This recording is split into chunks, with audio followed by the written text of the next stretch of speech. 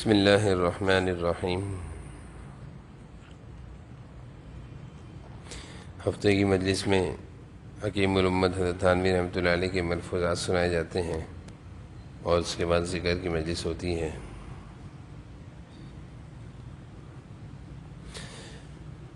فرمایا کہ کوئی یہ چاہتا ہے کہ ہم کرامت والے ہو جائیں،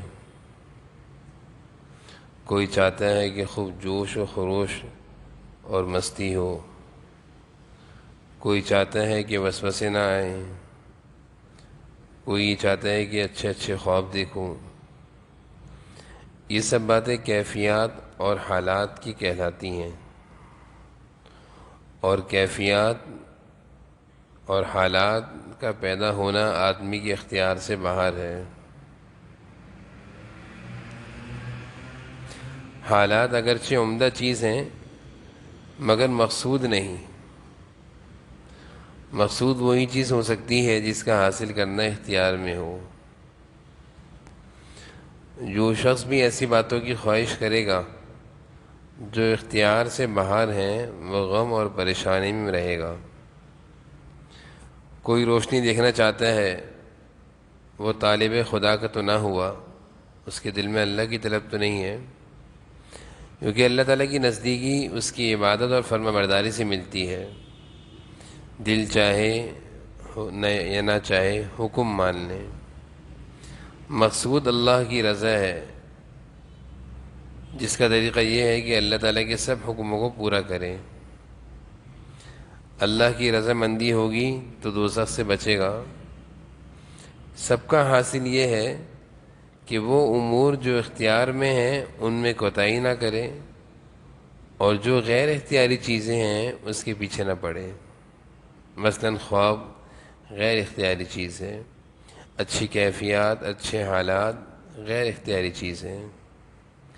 یہ حضرت کا وعظ ہے، ارشاد ہے، ملفوظ ہے۔ بہت سارے لوگ کہتے ہیں کہ ہم تو نماز، ذکر، عبادت اس لیے کرتے ہیں کہ ہمیں اچھے اچھے خواب نظر آئیں،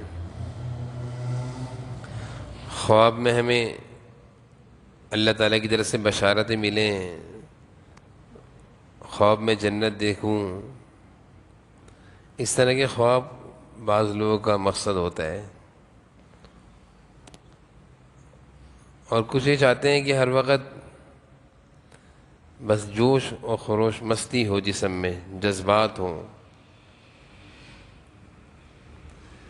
یعنی مختلف قسم کی کیفیات چاہتے ہیں۔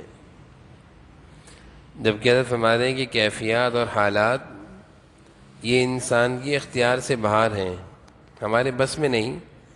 اچھا خواب آ جانا اچھی بات ہے، عبادت کی، قرآن کریم کی تلاوت کری، سو گئے، کوئی اچھی چیز خواب میں دیکھ لی، اچھی بات ہے۔ لیکن اس کے پیچھے پڑنا اور اسی فکر میں رہنا کہ میں عبادت اس لیے کر رہا ہوں کہ اچھے اچھے خواب دیکھوں،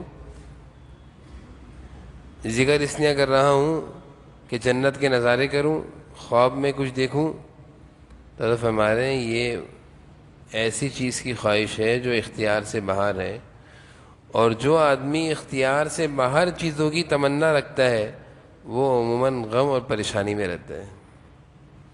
جو چیز اختیار میں نہیں اس کے دل میں خواہش کا رکھنا یہ ایسے ہے جیسے ناممکن چیز کو پانے کی کوشش کرنا۔ جو چیز ہمارے اختیار میں نہیں اس کے دل میں خواہش رکھنا، یہ انسان اس خواہش کی وجہ سے عموماً غم اور پریشانی میں رہتا ہے۔ تو ہمارے اختیار میں کیا ہے؟ اللہ کا قرب حاصل کرنا، اور وہ عبادت سے ہوگا۔ اللہ کی رضا حاصل کرنا، اور وہ عبادت اور فرما برداری سے ہوگی۔ اللہ کے حکم کو پورا کرنا، چاہے دل مانے یا نہ مانے، یہ ہمارے اختیار میں ہے۔ اللہ کے سارے حکموں کو بجا لانا یہ ہمارا کام ہے، یہ ہمارے اختیار میں ہے۔ اس کام میں لگنا چاہیے، بجائے اس کے کہ ایسے کاموں میں پیچھے لگنا، ایسے کاموں کی تمنا کرنا کہ جو اختیار سے باہر ہوں اس میں اپنا وقت ضائع کرنا ہے، اس میں اپنی زندگی ضائع کرنا ہے۔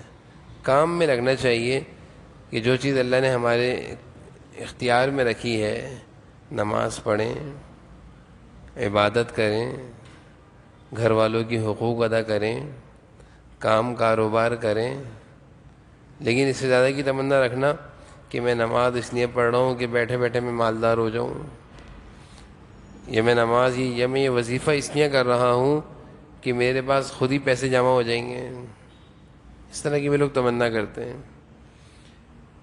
یہ میں اتنا لمبا ہی چلہ اس لیے کاٹ رہا ہوں کہ میرے پاس دولت خود ہی آئے گی۔ یہ ساری بیکار کی تمنائیں ہیں، اور ان تمناؤں کی وجہ سے انسان اپنے آپ کو پریشان کرتا ہے۔ تو یہ حضرت کا ملفوظ ہے، اس میں حضرت تفصیل سے یہ سمجھا دیا کہ اس چیز میں لگنا چاہیے جو ہمارے کام کی ہو، ہمارے اختیار کی ہو، اور جو چیز ہمارے کام کی نہیں، ہمارے اختیار سے باہر ہے، اس چیز میں لگ کر اپنے وقت کو ضائع نہیں کرنا چاہیے۔ اگلا ملفوظ ہے حضرت حکیم الامت حضرت مولانا اشرف علی تھانوی رحمۃ اللہ علیہ کے بارے میں لکھا ہے کہ حضرت کے دل میں مسلمانوں کا بہت درد تھا، مسلمانوں کا بہت درد تھا۔ آپ کو اگر کہیں سے معلوم چلتا کہ کسی علاقے کے کسی جگہ کے مسلمان پریشان ہیں، تو آپ کا سونا، جاگنا، رفتار، گفتار و آرام و راحت سب ختم ہو جاتا تھا، سب ختم ہو جاتی تھی۔ اسی فکر میں رہتے تھے کہ فلاں جگہ کے مسلمان پریشان ہیں، ان پر مصیبت آ گئی ہے۔ جیسے والدین ہوں، باپ ہو، مہربان باپ، اگر اولاد پر کوئی تکلیف آ جائے تو مہربان باپ جو ہوتا ہے وہ پریشان ہو جاتا ہے، وہ اولاد کی تکلیف کو کسی بھی طرح برداشت نہیں کرتا، بلکہ ہر وقت ہر کروٹ وہ بے چین رہتا ہے، بے سکونی میں رہتا ہے۔ تو اللہ والوں کی بھی یہی حالت ہے کہ وہ مسلمانوں کی حالات مسلمانوں کی پریشانیوں کو دیکھ کر ان کا دل بھی بے چین اور بے قرار ہو جاتا ہے۔ حضرت کی بھی یہ کیفیت تھی کہ کئی دفعہ ایسا ہوا، حضرت کے ساتھ رہنے والوں نے بتایا مجلسوں میں کہ حضرت کھانے کے دسترخوان پر بیٹھے ہوئے اور کہیں سے اطلاع آ جاتی کہ فلاں جگہ کے مسلمان پریشان ہیں، تو آپ کی کھانے کی بھوک ختم ہو جاتی تھی۔ یہی غم ہونا چاہیے مسلمان کو، مسلمان کا ایسے ہی صدمہ اور دکھ اور فکر اور غم ہونا چاہیے۔ یہ نہیں دیکھنا چاہیے کہ فلاں جگہ کا مسلمان ہے، اگر وہ پریشان ہے تو ہمیں کیا ہے، اس کی پریشانی سے ہمیں کیا ہوتا ہے، بلکہ ہر جگہ کے مسلمانوں کی فکر۔ مسلمانوں کی مثال تو ایک جسم کی سی ہے، جیسے انسان کا جسم ہے، سر دکھتا ہے تو پاؤں بھی اس تکلیف کو محسوس کرتا ہے، اور پاؤں دکھتا ہے تو سر بھی اس تکلیف کو محسوس کرتا ہے، اور اس کا نتیجہ کیا ہوتا ہے کہ اگر پیٹ میں درد ہو تو پاؤں کے ذریعے سے انسان بھاگتا ہے، ہاتھ کے ذریعے سے دوائی کھاتا ہے، تو سارا جسم ایک دوسرے کے کام میں لگ جاتا ہے۔ سر یہ نہیں کہتا کہ پیٹ میں درد ہے میں کیوں فکر کروں۔ تو جسم انسانی جو ہے، یہ سارا جسم ایک ہے، ہاتھ پاؤں یہ ایک جسم ہے۔ اسی طرح مسلمانوں کی مثال بھی ایسے ہی ہے کہ مسلمان بھی آپس میں ایک جسم کی طرح ہیں۔ یہ کہیں کا بھی مسلمان ہو، دوسرے مسلمان کو جب اس کی تکلیف کا پتہ چلے تو وہ پریشان ہو جائے، بے چین ہو جائے۔ جناب نبی کریم صلی اللہ علیہ وسلم کی یہی تربیت آپ نے اپنے صحابہ کی اور آپ کی یہی تعلیم تھی۔ آپ کی حضور صلی اللہ علیہ وسلم کی حیات مبارکہ اور آپ کی سیرت مبارکہ سے اور آپ کی زندگی کے حالات سے معلوم چلتا ہے، ایک نہیں بے شمار کئی واقعات ہیں کہ آپ صلی اللہ علیہ وسلم کے پاس کہیں سے خبر آئی کہ فلاں جگہ کے مسلمان بہت پریشان ہیں، آپ ایک دم پریشان ہو جاتے ہیں۔ کہیں سے خبر آئی کہ فلاں جگہ کے مسلمان کھانے پینے کے لحاظ سے بہت پریشان ہیں، آپ قرضہ لیتے ہیں، آپ قرضہ لے کر دیتے ہیں۔ کوئی سائل آ جاتا پریشانی میں، آپ کسی سے قرضہ لیتے کہ بھائی مجھے قرضہ دے دو، اس کو دے دیتے۔ کہیں سے معلوم چلتا کہ بھائی فلاں جگہ کے لوگ آئے ہوئے ہیں، بہت پریشان ہیں، آپ صحابہ سے کہتے ہوئے جمع کرو، مال جمع کرو، ان کے لیے جمع کرو۔ تو یہ تو ایک مسلمان کی شان ہے، مسلمان کے اخلاق ہیں۔ مسلمان کا غم رکھتا ہے، وہ یہ نہیں دیکھتا کہ یہ میری قوم کا ہے، یہ میرا ہم زبان ہے، نہیں، بلکہ وہ یہ دیکھتا ہے مسلمان ہے۔ مسلمان ہونا یہ ایک ایسا رشتہ ہے کہ اس رشتے کے بعد اور کسی رشتے کی ضرورت نہیں ہے. یعنی جب ایک کلمہ پڑھنے والا ہے، چاہے وہ کالا ہے یا گورا ہے، کہیں کا بھی رہنے والا ہے، کوئی بھی زبان بولنے والا ہے، بس ایک رشتہ ہے مسلمان، بس یہ سب کو ایک کر دیتا ہے. اب تو یہ حال ہے کہ مسلمان بھی ہیں، کلمہ گو بھی ہیں، حضور اکرم صلی اللہ علیہ وسلم کی امتی بھی ہیں، لیکن جب دیکھتے ہیں کہ فلاں پریشان ہے تو دیکھتے ہیں بھئی یہ تو ہماری قوم کا نہیں ہے، یہ تو کالا ہے، یہ تو فلاں قوم کا ہے، یہ تو فلاں زبان بولتا ہے، یہ تو فلاں جگہ کے رہنے والا ہے، ہمیں کیا پڑی.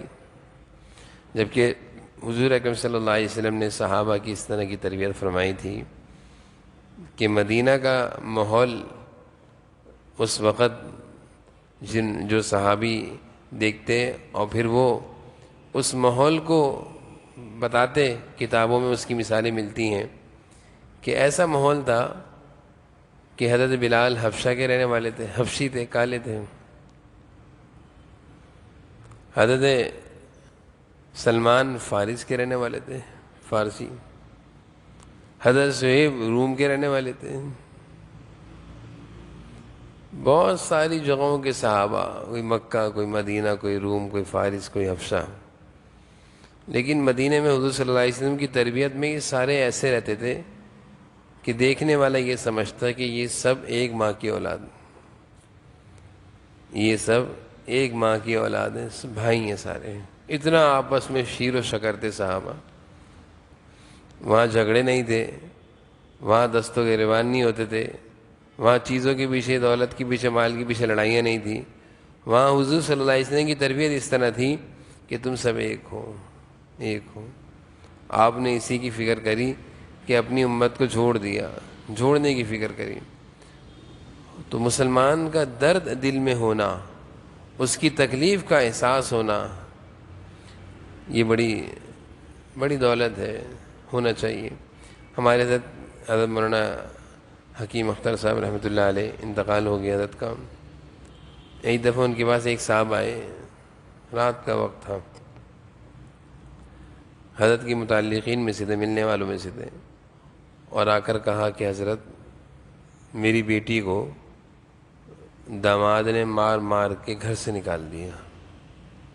حضرت کے وعظ میں میں نے خود سنا، تو حضرت کو بتایا انہوں نے آ کر کہ میری بیٹی کو رات کو داماد نے مارا، مار مار کے گھر سے نکال دی. اب حضرت کیا، ایک عام آدمی تو کہتا ہے اچھا بھائی اللہ تعالیٰ تمہارے داماد کو عقل دے، بس بات ختم ہو جاتی، بات یہیں ختم ہو جانی تھی. حضرت کے بارے میں آتا ہے، حضرت نے فرمایا کہ بھائی تم ایسا کرو، تم اپنے گھر میں جا کے دعا کرو. میں پوری رات حضرت ان کی بیٹی کے گھر کو بسانے کے لیے دعائیں کرتے رہے. جو حضرت کی متعلقین تھے وہ فرماتے ہیں کہ پوری رات حضرت روتے رہے. بچی پر ظلم ہوا ہے، بچی کے حق میں بہتری کی دعائیں کرتے رہے پوری رات. صبح وہ صاحب حضرت کے پاس خوشخبری لے کر آئے کہ داماد آیا ہوا ہے، معافی مانگ رہا ہے، بچی کو لینا ہے. تو یہ میں نے خود سنا کہ کیسی فکر تھی. کسی دوسرے کی بچی ہے لیکن متعلق ہے، پریشان ہے بیچارہ، بچی کے لیے آ کے رو رہا ہے کہ میری بچی پر ایسا مارا. اللہ والے کیسے پریشان ہو گئے کہ اس کی بچی کے لیے رات بھر دعائیں کرتے، اے اللہ اس بچی پر مہربانی کر دیجیے، اس بچی کے گھر کو بسا دیجیے. شوہر کے دل میں نرمی ڈال دیجیے، شوہر کو اپنی غلطی کا احساس دلا دیجیے. پوری رات حضرت روتے رہے اور صبح وہ صاحب دوڑے ہوئے آئے اور حضرت کو خوشخبری سنائی. کہتے مسئلہ حل ہو گیا. تو یہ میں نے اس پر سنایا کہ اللہ والے جو ہوتے ہیں، اللہ کے جو نیک بندے ہوتے ہیں، اللہ کے ذکر کرتے کرتے ان کے دل بہت نرم ہو جاتے ہیں. اللہ والوں کے دل اللہ کے ذکر کی برکت سے بڑے نرم ہو جاتے ہیں. یہ ہر ایک کا احساس کرتے ہیں، ذکر کی برکت سے ان کے دل بھی نرم ہوتے ہیں، ان کے اندر سادگی بھی آ جاتی ہے. ایک بزرگ کے بارے میں آتا ہے کہ ان کا بیٹا، بچے عموماً بچے ہوتے ہیں تو وہ اللہ والے بڑے سیدھے سادے تھے. تو ان کا بیٹا آتا سائیکل تھی، ابا پیسے دے دو سائیکل میں پیٹرول ڈلوانا ہے، ابا پیسے دے دو سائیکل میں پیٹرول ڈلوانا ہے. اللہ والے تھے سادے ہوتے ہیں، اس کو پیسے دے دیں، یہ لو بیٹا جاؤ پیٹرول، یہ لو بیٹا. ایک دفعہ دو دفعہ قریب بیٹھے متعلقین جو حضرت کے ساتھ تھے، انہوں نے کہا حضرت سائیکل میں بھی کوئی پیٹرول ڈالا کرتا ہے، سائیکل میں بھی کوئی پیٹرول ڈالا کرتا ہے. اچھا مجھے تو پتہ ہی نہیں، مجھ سے کب سے پیسے لیتا ہے. اللہ والے بس دل کے صاف ہوتے ہیں ذکر کی برکت سے نا. اسی طرح ایک بزرگ کے بارے میں آتا ہے، بیٹھے ہوئے تھے متعلقین کے ساتھ، تو کسی نے آ کر یہ کہا کہ حضرت جلدی جلدی دعا کر دیں، دعا کر دیں. یہ کیا ہو گیا؟ مسلمانوں پر ایک پریشانی آ رہی ہے. کیا پریشانی آ رہی ہے؟ کہ وہ جو ایک پل ہے، ایک جگہ ایک نہر کے اوپر ایک پل تھا، برج جو نہر پار کرتے تھے، ادھر کے مسلمان ادھر جاتے تھے، وہ برج کافر اٹھا کر لے جا رہے ہیں، اٹھا کر لے جا رہے ہیں. اور وہ پل ہٹ گیا، مسلمان ادھر کے ادھر سے جدا ہو جائیں گے. اللہ والے تھے دعا کرنے لگے، اللہ مسلمانوں کو اس مصیبت سے بچا لے. پاس بیٹھے لوگوں نے کہا حضرت یہ بھی کوئی ممکن ہے کہ پل اٹھا کر لے جائے؟ تو فرمانے لگے بھائی یہ ممکن ہے پل اٹھا کر لے جائے، لیکن یہ ممکن نہیں کہ کوئی مسلمان جھوٹ بولے. یہ ممکن ہے کہ پل اٹھا کر کوئی لے جائے پورا، جبکہ یہ ممکن نہیں ہے. لیکن کہا مسلمان جھوٹ بولے یہ ممکن نہیں. کہا مجھے تو بس یہ پتہ چلا کہ مسلمان کہہ رہے ہیں مسلمانوں پر مصیبت آ رہی ہے، اس لیے میں ہاتھ اٹھا کر دعا کرنے لگ گیا. تو میں عرض کر رہا تھا اللہ کے جو نیک بندے ہوتے ہیں ان کے دلوں میں بڑا غم، بڑی نرمی ہوتی ہے، بڑے ہمارے خیر خواہ ہوتے ہیں. ہمیشہ نا ان سے اچھا گمان رکھنا چاہیے. بسا اوقات ہم اللہ کے جو نیک بندے ہوتے ہیں، بزرگان دین، مشائخین، اللہ والے بزرگ، ہم ان سے بدگمان ہو جاتے ہیں کہ یہ ایسے ہیں. جیسے بہت سارے لوگ دیکھتے ہیں کہ اللہ والے کسی اچھی گاڑی میں جا رہے ہیں تو ان کی گاڑی کو دیکھ کے بزرگ ہیں گاڑیوں میں گھوم رہے ہیں، بدگمان ہو گئے. حکیم علامہ تھانوی رحمۃ اللہ علیہ کے بارے میں آتا ہے، حضرت اس زمانے میں ہندوستان میں نہیں، آج سے کوئی 50 سال پہلے، حضرت کا جو ناشتہ تھا وہ 50 روپے کا تھا. 50 روپے کا ناشتہ. آج کے دور میں بھی 50 روپے کا ناشتہ ہو جاتا ہے، تھوڑی سی مہنگائی ہو گئی لیکن پھر بھی 50 روپے کا ناشتہ. اس دور میں حضرت 50 روپے کا ناشتہ کرتے تھے اپنی حق حلال کی کمائی سے. تو بہت سارے لوگ آتے تھے، وہ دیکھتے تھے کہ کیسے بزرگ ہیں اتنا مہنگا ناشتہ کر رہے ہیں. حضرت کے ناشتے میں کیا ہوتا تھا؟ بادام، پستے، کاجو، یعنی طاقتور خمیرے. یہ تو بہت سارے لوگ حضرت کے اس ناشتے کو دیکھ کر بدگمان ہوتے تھے. حضرت فرماتے ہیں میرے اس ناشتے کو دیکھتے، میرے اس کام کو نہیں دیکھتے. 1500 کتابیں لکھی ہیں حضرت نے، 1500 کتابیں حضرت کی تصنیف ہیں، حضرت رائٹر ہیں، جس میں سے ایک 5 کتابیں ایسی ہیں جس کی ایک کتاب کی کئی جلدیں بھی ہیں، کئی پارٹس ہیں. اتنا سارا دین کا کام کیا امت کے لیے. قرآن کی تفسیر بھی لکھی ہے، احادیث پر بھی کتابیں ہیں، فقہ فتاوی پر بھی کتابیں ہیں، مسلمانوں کی حق اور خیر خواہی اور ہمدردی میں بھی کتابیں ہیں. ہر چیز پر حضرت کی کتاب ملتی ہے، اور آج تک امت حضرت کی کتابوں سے فائدہ اٹھا رہی ہے. 50 سال ہو گئے. تو وہ حضرت کا قیمتی ناشتہ تھا تو جب اتنا کام ہوا. لیکن اس وقت کچھ لوگ حضرت سے بدگمان تھے کہ اللہ والے ہیں ایسا ناشتہ کرتے ہیں. تو بھائی اللہ والے تو کہ کھائیں گے نہیں، کام کیسے کریں گے؟ تو اس لیے اہل اللہ سے، بزرگ بڑوں سے، اللہ والوں سے بدگمان نہیں ہونا چاہیے. ان سے کبھی بھی ان کی کسی بات کو دیکھ کر اگر سمجھ میں نہ آئے کہ ایسا کیوں ہے، تو اپنے دل میں ایک اچھی ترجیح کر دینی چاہیے کہ ہو سکتا ہے میں یوں ہوں، تاکہ بدگمانی کی وجہ سے ہم ان کی دعاؤں سے محروم نہ ہو جائیں، ان کی توجہات سے. تو میں حضرت کا یہ ملفوظ تھا جس کی تشریح ہوئی کہ اللہ والے جو ہوتے ہیں ان کے دل میں مسلمانوں کی بڑی خیر خواہی ہوتی ہے، اور مسلمانوں کی پریشانی اور تکلیف کو دیکھ کر وہ بے چین اور پریشان ہو جاتے ہیں اور دعائیں کرا کرتے ہیں. اللہ تعالی ہم سب کو عمل کی توفیق نصیب فرمائے.